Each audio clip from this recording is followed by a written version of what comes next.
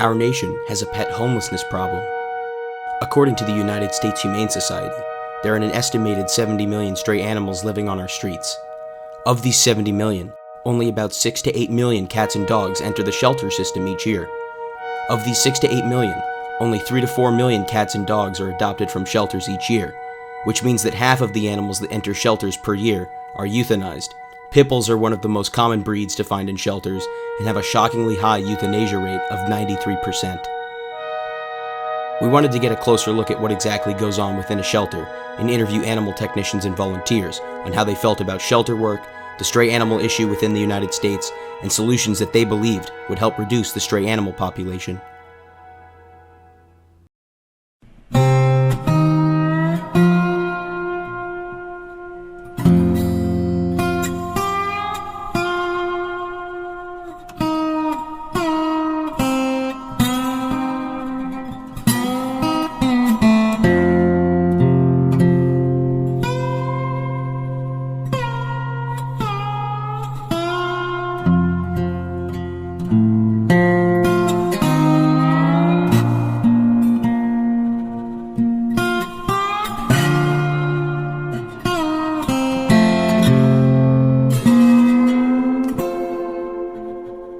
What do you find rewarding about working at the shelter? Well, two things. Obviously, I like working with animals. I really like working with the public.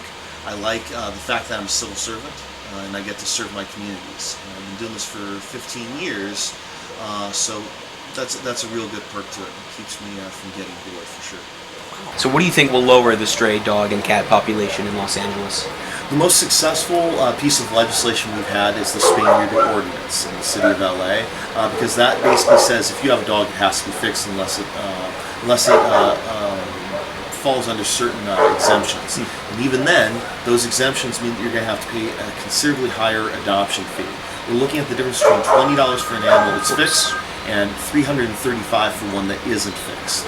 So what this does is it helps change people's behaviors by hitting them in the wall, because is it really that important for your dog to remain the macho thing that you want it to be, that you're going to pay an extra $335 a year to keep them intact? So this is your best view right here.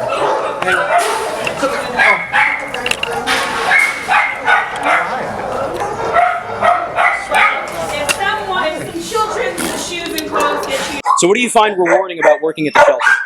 Well, it's actually making a real difference on the front lines. Being able to go home at night and say, I literally saved a dog's life, or I actually made a family happier by helping them out and giving them advice and answering questions.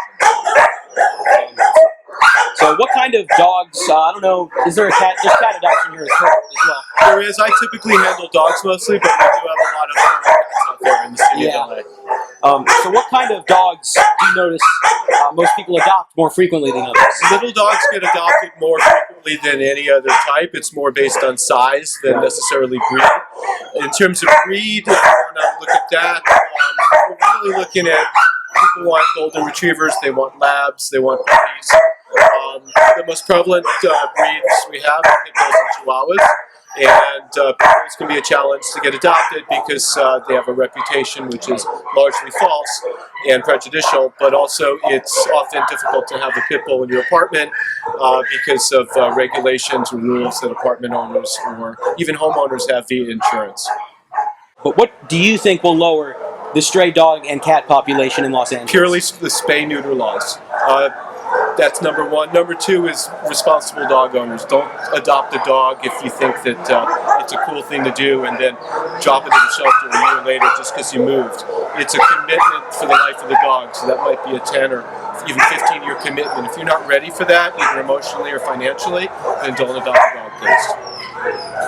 I guess one more question would be, do you ever get attached to any dogs at the shelter here? Absolutely. I've been a volunteer for almost 6 years, and I definitely have had my favorites that I sometimes actually try to work a little harder to get adopted. I like all the dogs, but I definitely have certain favorites at different times. So what's the best way to lower the stray animal population? Spay or neuter your cat or dog. Adopt instead of buying a pet. You can help reduce the number of homeless pets on the streets and give a homeless pet the love and attention it deserves.